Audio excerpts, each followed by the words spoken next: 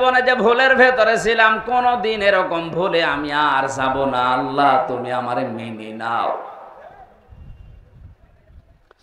হযরত আদম আলাইহিস সালাম যে মুনাজাত করেছিলেন, নবীজি বলেছেন কোন আদম সন্তান কিয়ামত পর্যন্ত যদি এই মুনাজাতটা আল্লাহকে শোনায়, মহান আল্লাহ আদম নবীর মতো তাকেও মাফ করে দেবে।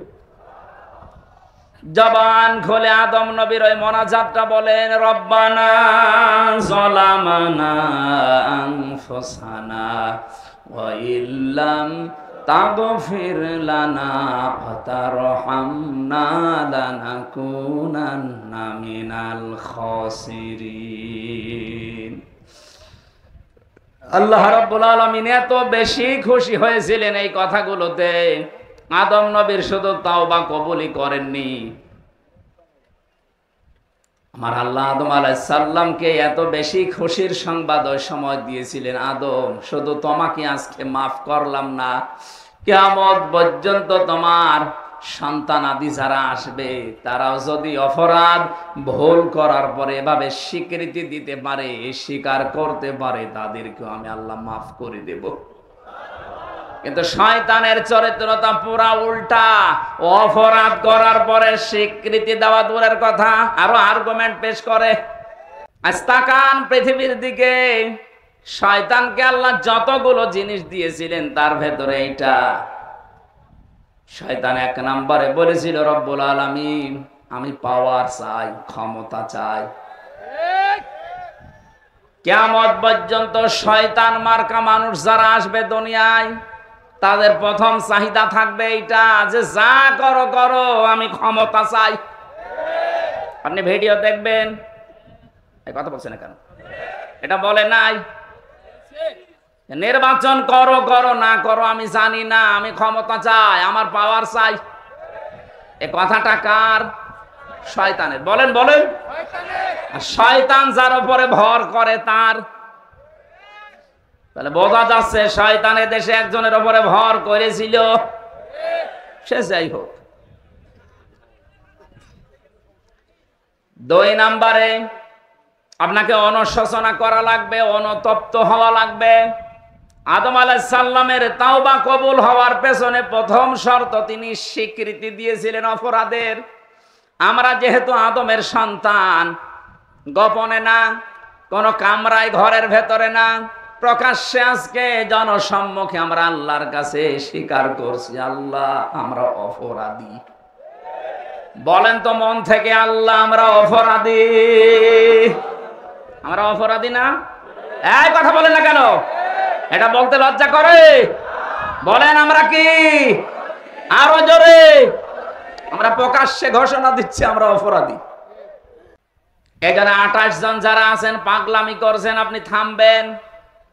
58 জন যারা চাচ্ছে দেশে আল্লাহর বিধান কায়েম হওয়ার মাধ্যমে, প্রফেসর সাহেব যেটা বলছিলেন, এদেশে বিধানটা কায়েম হলে যত রকমের সম্প্রীতি আছে সব তখন আমরা দেখতে পাবো।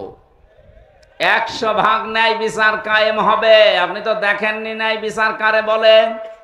খলিফাতুল মুসলিমিন হযরতে ওমর রাদিয়াল্লাহু তাআলা আনহু তিনি দেখিয়েছেন ন্যায় বিচার কারে বলে।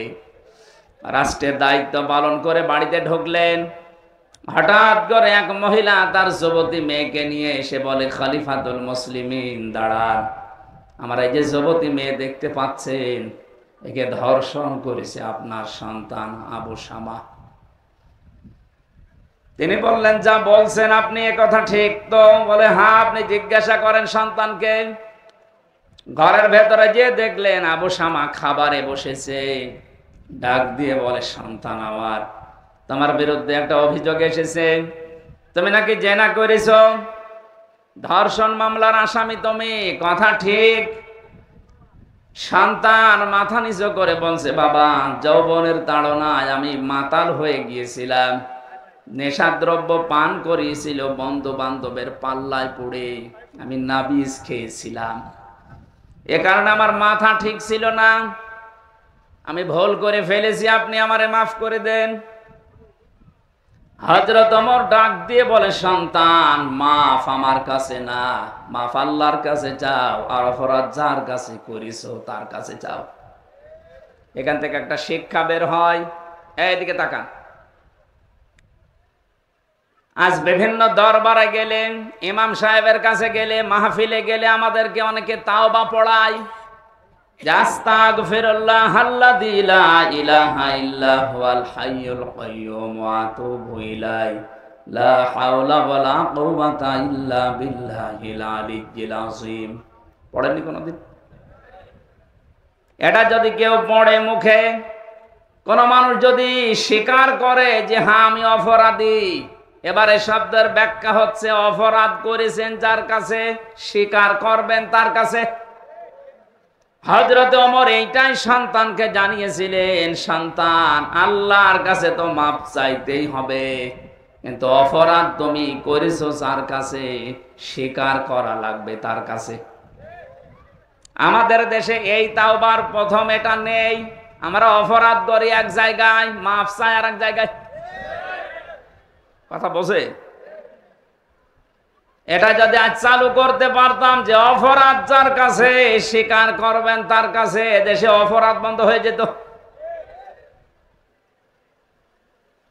হাতে নাতে ধরা পড়ার পরে অনেককে দেখি বলেন না, তদন্ত কমিটি গঠন করেন।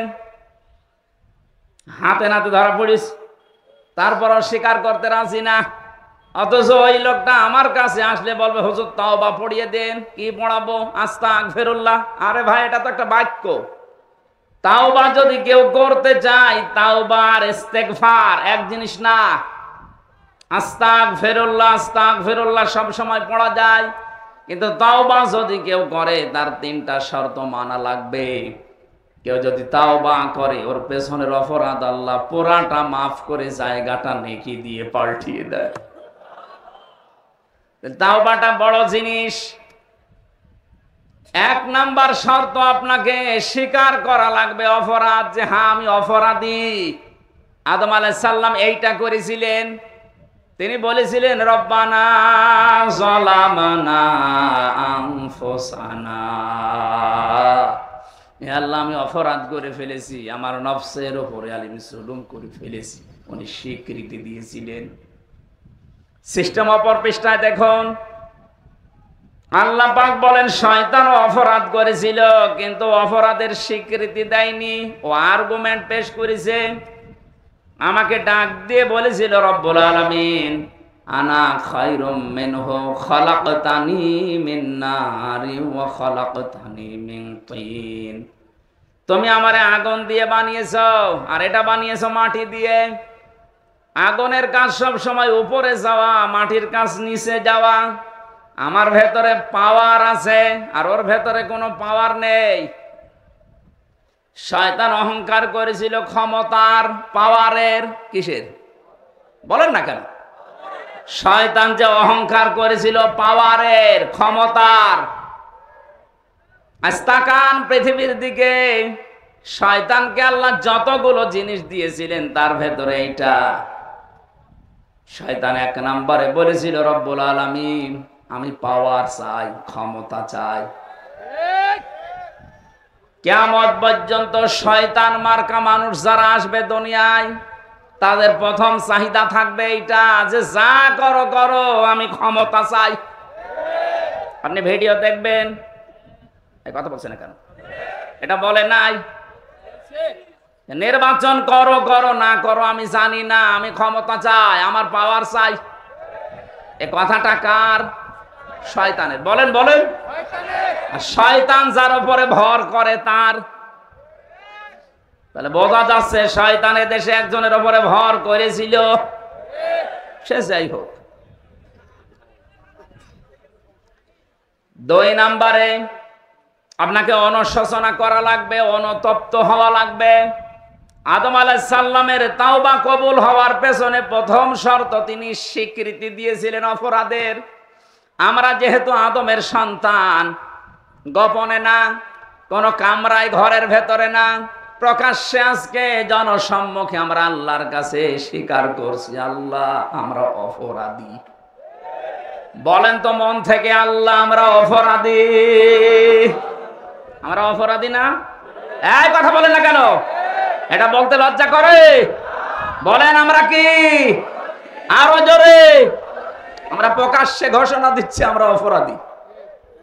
2 নম্বরে আমাদের অনুশোচনা আছে, অনুতপ্ত হয়েছি আমরা। 3 নম্বরে জীবনে যে ভুলের ভেতরে ছিলাম, কোনদিন এরকম ভুলে আমি আর যাব না। আল্লাহ তুমি আমারে মেনে নাও। হযরত আদম আলাইহিস সালাম যে মোনাজাত করেছিলেন, নবীজি বলেছেন কোন আদম সন্তান কিয়ামত পর্যন্ত যদি এই মোনাজাতটা আল্লাহকে শোনায়, মহান আল্লাহ আদম নবীর মতো তাকেও মাফ করে দেবে। জবান খুলে আদম নবীর ওই মোনাজাতটা বলেন, রব্বানা যালামানা আনফুসানা ওয়া ইল্লাম তাগফির লানা ওয়া তারহামনা লানাকুনান্না মিনাল খাসিরিন। আল্লাহ রাব্বুল আলামিন এত বেশি খুশি হয়েছিলেন এই কথাগুলোতে, আদম নবীর শুধু তাওবা কবুলই করেননি, আমার আল্লাহ আদম আলাইহিস সালামকে এত বেশি খুশির সংবাদ ওই সময় দিয়েছিলেন, আদম শুধু তোমাকে আজকে মাফ করলাম না, কিয়ামত পর্যন্ত তোমার সন্তান আদি যারা আসবে তারাও যদি অপরাধ ভুল করার পরে এভাবে স্বীকৃতি দিতে পারে, স্বীকার করতে পারে, তাদেরকেও আমি আল্লাহ মাফ করে দেব। কিন্তু শয়তানের চরিত্রটা পুরা উল্টা। অপরাধ করার পরে স্বীকৃতি দেওয়া দূরের কথা, আরো আর্গুমেন্ট পেশ করে। আমরা এরকম কোন শর্ত সামনে নিয়ে আসব? বলেন। হযরত ওমর ডাক দিয়ে বললেন, সন্তান অপরাধ করেছো তুমি, ওই মহিলার কাছে, মেয়েটার কাছে আগে মাপ চাও। তার স্ত্রী ডাক দিয়ে বলে, স্বামী আমার, ছেলেটা তো ভুল করেই ফেলেছে, এই মেয়েটা গরিবের মেয়ে, ওকে পুনর্বাসনের জন্য যা, কিন্তু ইতিহাস লেখা হবে। ইতিহাস যেভাবে ইয়াজিদকে ঘৃণিত নিন্দিত করে দিয়েছে, 90 ইয়াজিদ এই দুনিয়াতে যারা জন্ম নিয়েছিল এদেরকেও দেখবেন পৃথিবীর ইতিহাস ঘৃণিত, নিন্দিত, বিবর্জিত করে দেবে। কারণ ইতিহাস যখন ঘটনা ঘটে তখন লেখা হয় না, ইতিহাস লেখা হয় পরে। আমার তো মনে হচ্ছে এখন যে অবস্থা বাস্তবতায় বাংলাদেশের, ইতিহাস একদিন লেখা হবে, তখন জালেমদেরকে বাংলার মানুষ ঘৃণিত, নিন্দিত করে দেবে।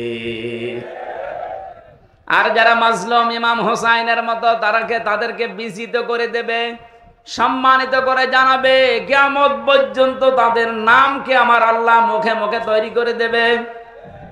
অথচ জালেমদের নাম দেখেন ইয়াজিদ, নামটা কিন্তু সুন্দর নাম, সুন্দর নাম না? ইয়াজিদ কত সুন্দর নাম, অথচ পুরা নামটা আল্লাহ গালি বানিয়ে দিয়েছে। এখন ইয়াজিদ আর নাম নেই, ইয়াজিদ হয়ে গেছে গালি। আমি বিশ্বের বহু ধর্মের মানুষের সাথে মিশে দেখেছি, কোন মানুষের নাম আমি ইয়াজিদ পাইনি। এমনকি হিন্দুকে যদি বলেন যে 5000 টাকা দেব, ছেলের নাম ইয়াজিদ রাখেন, বলে ইয়াজিদ একটা নাম। আপনার নাম যত সুন্দরী হোক, দিন যাচ্ছে যেতে দেন, আপনার অপকর্মগুলো একটা একটা করে মানুষের সামনে যেভাবে আসতেছে, এতদিন হয়তো ইতিহাস প্রকাশ করেনি, কিন্তু এখন করবে। কিছুই যদি না হয়, বিডিআর হত্যা মামলার নাম নিয়ে যতগুলো মানুষকে হত্যা করা হয়েছে, আর কত মানুষকে বিনা কারণে আজ 16 বছর জেল খাটতে হচ্ছে। আমার সাথে যারা ছিল, আমি 950-র উপরে পেয়েছিলাম। আমার মনে হয় অধিকাংশ গুলোর যা অনুশোচনা, অনুতপ্ত অবস্থা দেখেছি, বিডিআর গুলো কিচ্ছু জানে না, আন্দাজে মামলা দিয়ে জীবনটা নষ্ট করে দিলে। রাতের গভীরে যখন দেখতাম পঞ্চগড়ের ওই নায়েক, বিডিআরের এই নায়েক সাহেব, মুরব্বী মানুষ, সাদা দাড়িওয়ালা মানুষ, আর 1 মাস পরে রিটায়ার্ড হয়ে যাবে, সারাটা জীবন চাকরি করেছে। আমার বলছে, হামজা ভাই, 1টা মাস পরে আমার জীবনের শেষ, আমি বাড়িতে যে বউ বাচ্চা নিয়ে থাকবো। কিন্তু এই জালেম আমারে কি ঘটিয়ে দিল, 16 বছর, অথচ মামলার সাজা লাগালেও 7 বছরে আমরা বের হয়ে যাই। নির্বাহী আদেশে আমাদেরকে আজ 16 বছর রেখে দিয়েছে, অথচ আমি কিছুই জানি না। কোরআন সে মাথায় নিয়ে কাবার দিকে মুখ করে আমারে দেখিয়েছে যে আমি কিচ্ছু জানি না। আব্দুল মতিন নাকি যেন নাম। রাতের গভীরে যখন তাহাজ্জুদ পড়তে উঠতাম, দেখতাম এই লোকটা আহ বলে আওয়াজ দিত। আমার মনে হয় এই সমস্ত আওয়াজগুলো আল্লাহর আরশে চলে গেছে। এমনি আপনাকে আল্লাহ ধরেনি। বহু মানুষের চোখের পানি, বহু মানুষের আর্তনাদ আহ শব্দ লুকিয়ে আছে।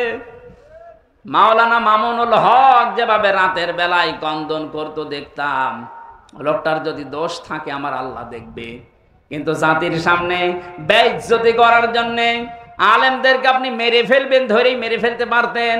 এমন এমন দোষ দিয়ে তাদেরকে জাতির সামনে কালার করিয়েছে, পরবর্তী প্রজন্ম যেন আলেম বিদ্বেষী হয়, আলেমের কাছে যেন আসতে না চায়। আসতে চাইলেও যেন ওরা বোঝাতে পারে যে তোমাদের বড় হুজুর এরকম ধর্ষণ মামলার আসামি, কার কাছে যাবা? এই কথা বলেন না কেন? এই দুর্বিসন্ধি নিয়েছিল, এই জন্য আল্লাহ এত বেশি অপমান করেছে ওদেরকে। কিয়ামতের আগে এত অপমান কেউ হবে বলে আমার মনে হয় না। আমি যে শব্দ থেকে এখানে এসেছিলাম, আল্লাহ আয়াতের মাঝে রসুলহু দিয়েছেন না, রসুলাহু, রসুলাহু দিয়েছেন। তার রাসূলের যে স্বপ্ন, রসুল এখন নেই, তাদের নায়েবের স্বপ্ন পূরণ হচ্ছে। জালেমরা আজ এই দেশে একটা ইঁদুরের গর্ত পাচ্ছে না। নায়েবে রাসূলের দ্বিতীয় স্বপ্নের কথা তিনি জানিয়েছিলেন, এই দেশে কালেমার পতাকা পথ পথ করে জালেমদের নাকের ডগায় উড়বে। এটাও সামনে আসতেছে। 100 জনের 58 জন যখন চাচ্ছে যে দেশে ইসলাম কায়েম হোক, আর কিছুদিন যেতে দেন। 100 জনের 70 জন মানুষ যখন বলবে যে হ্যাঁ দেশে আমরা ইসলাম চাই, কোন মহারথী তখন দেশে ইসলাম ঠেকাতে পারবে না। রাসূলের স্বপ্নকে বাস্তবায়ন করেছিলেন কে? আরো জোরে। নায়েবে রাসূলদের স্বপ্নকেও বাস্তবায়ন করছে কে? বলেছিল শুধু নাড়া দেওয়া হবে, দিল্লি গিয়ে পড়বেন, তাই পড়িছে। আমি তো যা যা কোরআনে পড়েছি সব এই 1500 বছর পরে মিলে যাচ্ছে। শুধু ভাবি আল্লাহ রসুল তো নেই, আল্লাহ বলেন রসুল নেই তাতে কি, রসুলের নায়েব আছে, তার উত্তরাধিকারী আছে, তার স্থলাভিষিক্ত আছে। সুতরাং আলেমরা যে স্বপ্ন দেখছে, সামনে দেখতেছে, এই স্বপ্নগুলো আল্লাহ বাস্তবায়ন করবে। 21 তারিখে দেশের ইসলামপন্থী যারা আছে সবাইকে ডাক দেওয়া হয়েছে ঢাকাতে। প্রধান অতিথি ডাক্তার শফিকুর রহমান, বাংলাদেশ জামাত ইসলামের আমির জামাত মুফতি সৈয়দ ফয়জুল করিম আসবে। এরপরে বাংলাদেশের ইসলামী দলগুলো বড় বড় যেগুলো সব আছে। আমার মনে হচ্ছে এগিয়ে যা দেখছি, আবার যে স্বপ্ন যে কোরআন দিয়ে দেশটা চলবে, আল্লাহ মনে হয় ওই দিকে এগিয়ে দিচ্ছে। কারণ 53 বছর আমি দেখি নাই, আমার তো 33 বছর। এখানে মুরব্বী বসে আছে, জিজ্ঞাসা করেন বাবা চালিয়েছিল দেশটা, মানুষ দুর্ভিক্ষে মরেছে। এটা কি আমি বানালাম? দুর্ভিক্ষ হয় না ওই সময়। স্বামী চালিয়েছিল, কাঙ্ক্ষিত মানের শান্তি স্থাপন করতে পারে নাই। চাচা চালিয়েছিল 9 বছর, যেভাবে হোক পারে নাই। ভাবি চালিয়েছে, পারে নাই। বুবু চালালো, পারে নাই। এখন শুধু বাকি আছে আল্লাহর এই কোরআন দিয়ে দেশ চললে কেমন দেখা যায়।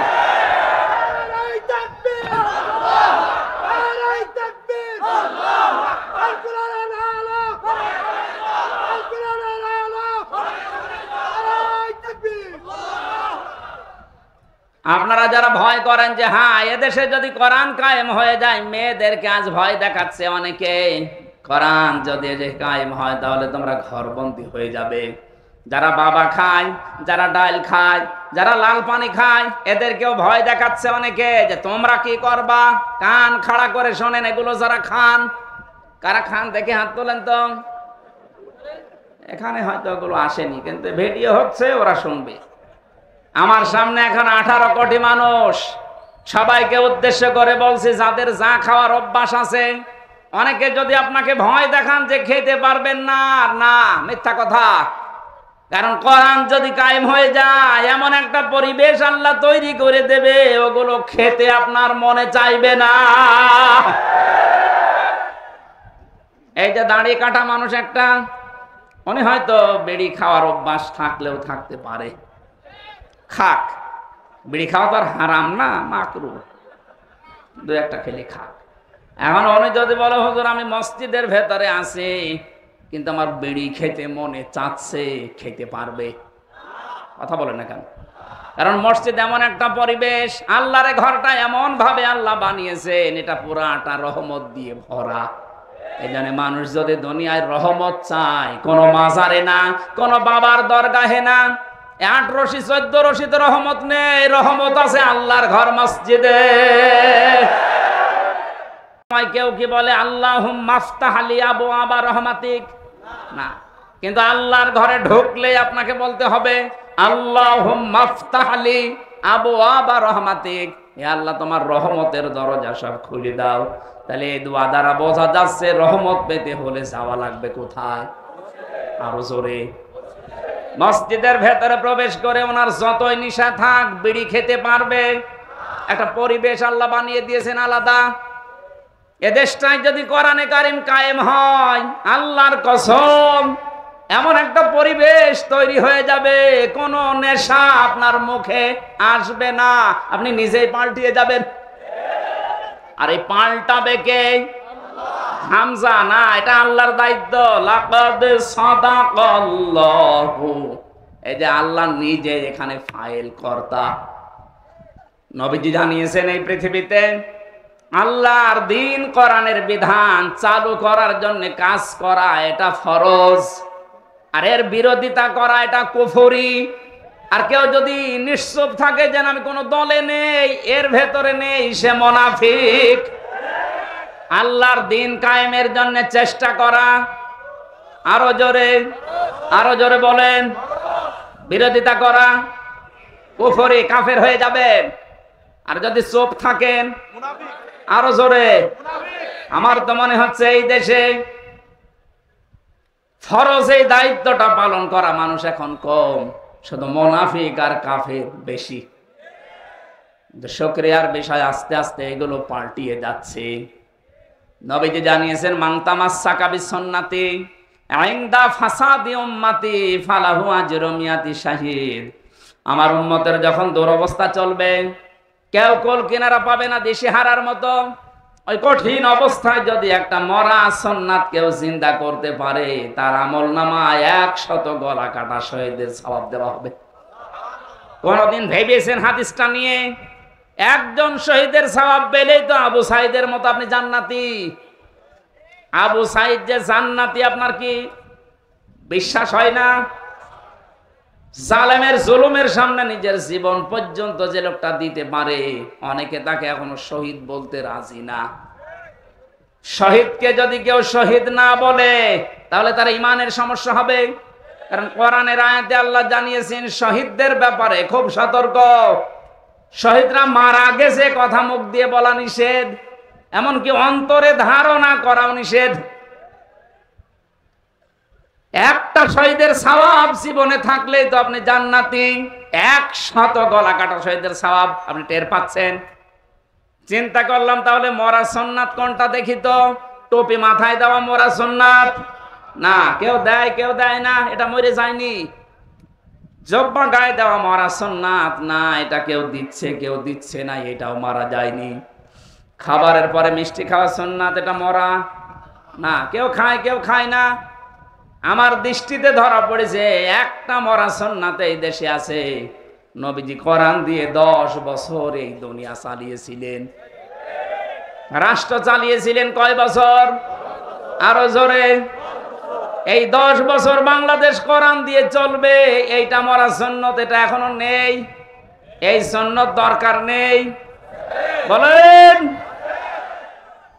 এই সুন্নাত যদি চিন্তা করতে পারি আমরা, এদিককার টাকা এদিকে যাবে না। যত টাকা পাচার হয়েছে আমরা চাই সব টাকা আবার দেশের রাষ্ট্রের কাজে ব্যবহার করা হোক, সব ফিরিয়ে নিয়ে আসেন। যদি নিয়ে আসতে না পারেন, এই জালেমদের মা বাবা স্ত্রী পুত্র যারা এতদিন এই জুলুমের টাকায় আরাম করেছে, ওদেরকে রাষ্ট্রের কাজে লাগান, কোনো ছাড় নেই এদের। এই যে বেনজির, ওর কোনো নজির নেই। পৃথিবীতে একটাই মাল পয়দা হয়েছে, গোপালগঞ্জের 4 ভাগের 3 ভাগই তার। আমি বাংলাদেশের যত জেলাতে যাই, বিশেষ করে এই কিশোরগঞ্জ এলাকায়, পিরাজ জায়গা কার? বেনজির। কার? বেনজির। আপনার এত জমি জায়গা লাগে, এখন নেন এগুলো চাষ করেন, সব রাষ্ট্রের পক্ষ থেকে বাজেয়াপ্ত করা হোক। কথা বলেন ঠিক কিনা? শুধু এর না, এই 15.5 বছরে এই বাংলাদেশে মানুষকে মিথ্যা মামলা দিয়ে বেকার বেকার দোষ চাপিয়ে যাদের কাছ থেকে টাকা পয়সা কালেকশন করেছেন, মনে আছে বাবার টাকা পায়, সে টাকা চাইতেছে। আমার যেদিন ধরে নিয়ে এসেছে, তার পরের দিন আমার বাবাকে জানিয়েছে 10 লক্ষ টাকা দেন, নয়তো আপনার ছেলের নামে 50টা মামলা দেব। এই যে মাদারীপুরের এলাকায় বাড়ি, কাউন্টার টেররিজমের প্রধান ছিল আসাদুজ্জামান আর এই মনিরুল ইসলাম, গোপালগঞ্জের। আমার বাবা তো গ্রাম্য মানুষ, ভয়তে ছেলে একটা তো টাকা কোথায় পাবে, কে কোথায়, যা তা করে 8 লাখ টাকা সঙ্গে সঙ্গে দিয়েছে। তারপরও শয়তানরা কথা রাখলে তো হয়, আবার মামলা দিয়েছে, আবার নিয়েছে রিমান্ডে।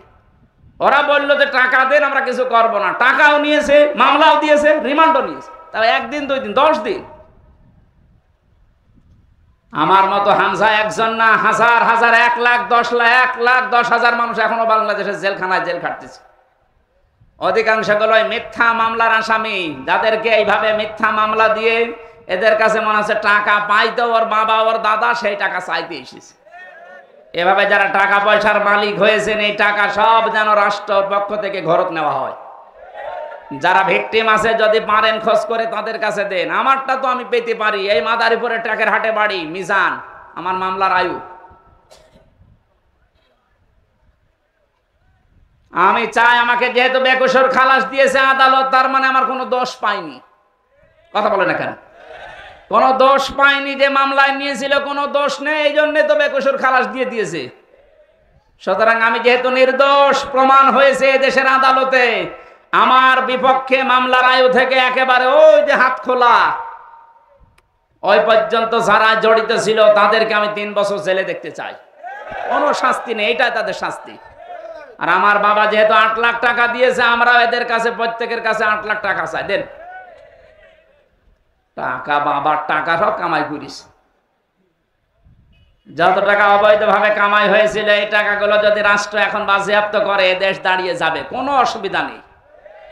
ডক্টর মোহাম্মদ ইউনূস জানিয়েছে, যত টাকা পাচার হয়েছে 3 ভাগের 4 ভাগের 3 ভাগ টাকা অলরেডি আসা আরম্ভ হচ্ছে, প্রক্রিয়া আরম্ভ হয়ে গেছে। আর 1 ভাগ বাকি আছে, ওইটাও নিয়ে আসা হবে। যারা নিয়ে আসতে পারবে না, সারা জীবন এই দেশের গোলামি করা লাগবে। টাকা আত্মসাৎ করবা। কালেমার পতাকা উদ্দিন হয়ে পথ পথ করে উঠবে, এটা কোরআনের পাখির স্বপ্ন ছিল। যেহেতু তিনি নায়েবে রাসূল, লা তাদখুলুন্নাল মাসজিদাল হারামা ইনশাআল্লাহু আমিনিন, প্রবেশ করবেন অবশ্যই আপনি মসজিদে হারামে নিরাপত্তার সাথে। মসজিদে হারাম বাংলাদেশে আছে? বলেন না কেন? তাহলে এই আয়াত কি বাংলাদেশের জন্য না?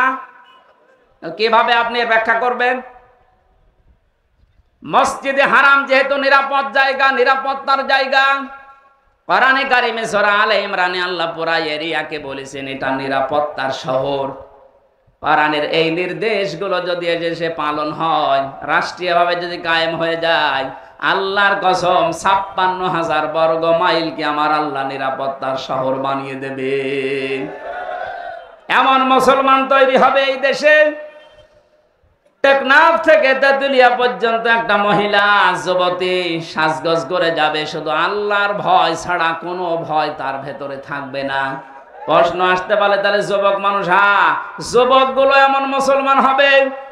বিশ্বনবীর ইন্তেকালের কিছুদিন পর এক যুবতী মেয়ে তার আত্মীয় বাড়িতে যাবার সময় পাহাড়ের পাদদেশে ভয়ে ভয়ে আছে সন্ধ্যাবেলায়, না জানি আমার সব হারিয়ে যায় কিনা।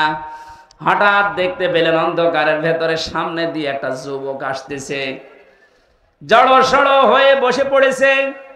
যুবক ছেলেটা সামনে এসে বলে, মা আপনি আমারে দেখে ভয় পাবেন না, কোথায় যাবেন আপনি আমারে বলেন, পাহারা দিয়ে আপনাকে আমি পৌঁছিয়ে দেব। আমার পরিচয় শোনেন, আমি মুসলমান, আমি অন্য জাতির লোক না, আমি মুসলমান। আমারে দিয়ে কোনো রকমের অসুবিধা আপনার হবে না। আমরা এই মুসলমান সামনে দেখতে চাই, বলেন আমিন। আল্লাহ দিয়েছেন, নিরাপত্তার শহর বানিয়ে দেবে আল্লাহ বাংলাদেশকে। আল্লাহ যেন এরকম একটা কিছু আমাদের চর্ম চোখে দেখার তৌফিক দেন, বলেন আমিন। বড় কিছু আমরা দেখলাম এই 53 বছরে, শুধু এটা দেখতে বাকি আছে যে কোরআনে কারিম দিয়ে দেশ চললে কেমন দেখা যায়। এটা মিনি জান্নাত হয়ে যাবে, আপনি ভাবতেও পারছেন না কেমন হবে। আল্লাহ যেন আমাদের চর্ম চোখে এটা দেখে মরার তৌফিক দেন, বলেন আমিন।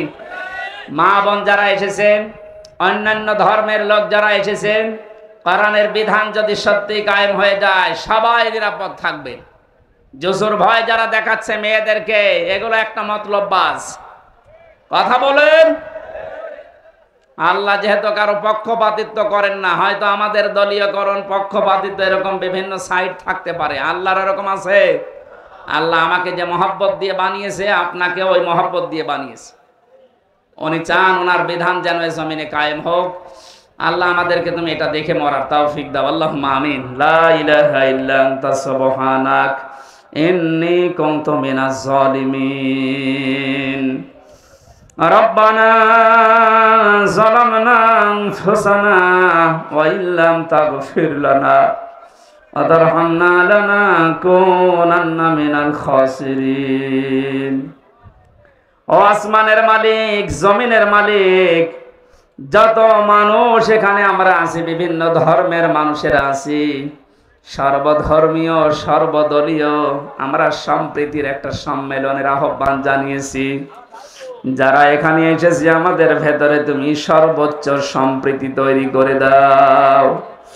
আমরা মানুষ, এইটাই আমাদের পরিচয়।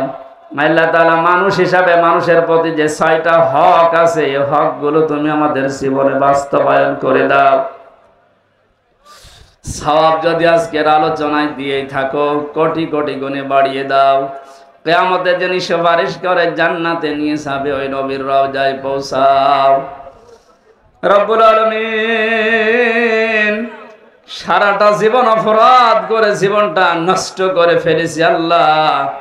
হাত উঠায় কথা বলবো ভয় করে, লজ্জা করে, মাথা নিচু করে। যে মানুষগুলো অপরাধ স্মরণ করছে, আল্লাহ তুমি এদের জীবনের অপরাধগুলো মাফ করে নেকি দিয়ে পাল্টিয়ে দাও। সম্মানিত মা বোনেরা যারা এসেছে, এদেরকে খাদিজার মতো, আয়েশার মতো তৈরি করে দাও। এ মাহফিল বাস্তবায়নের জন্য যারা শ্রম দিয়েছে, আল্লাহ এই মানুষগুলোকে খালি হাতে ফেরত দিও না, ওমরের মতো বানিয়ে দাও। ছাত্র আন্দোলনে যারা শহীদ হয়েছে ভাই বোনেরা, শাহাদাতের সর্বোচ্চ মাকাম তাদেরকে দান করো আল্লাহ। এ দেশটা যারা স্বাধীন করে দিয়ে গেল, আল্লাহ স্বাধীনতার সর্বোচ্চ যে সুখ আমাদেরকে তুমি দেখার সুযোগ করে দাও। দোয়া করছে কোন জালেম যেন কিয়ামতের আগে এই দেশের চেয়ারে আর বসতে না পারে আল্লাহ। বারাকাল্লাহু লানা ওয়া লাকুম ফিল কোরআনিল আযীম। কখন কার আজরাইল আসে জানি না, শেষ কথা যেন জীবনে এইটা বলতে পারি, লা ইলাহা ইল্লাল্লাহু মুহাম্মাদুর রাসূলুল্লাহ। আসসালামু আলাইকুম।